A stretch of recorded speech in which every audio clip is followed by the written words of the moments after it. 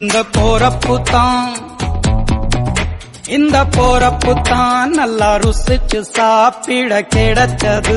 இந்த போறப்புத்தான் நல்லா ருசிச்சு சாப்பிட கிடைச்சது.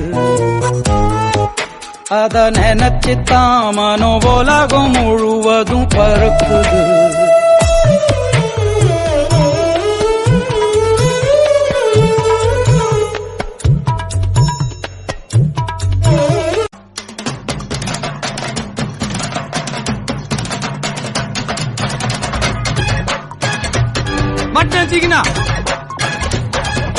குழம்ப நல்ல அந்த தொட்டியில ஊத்தணும்.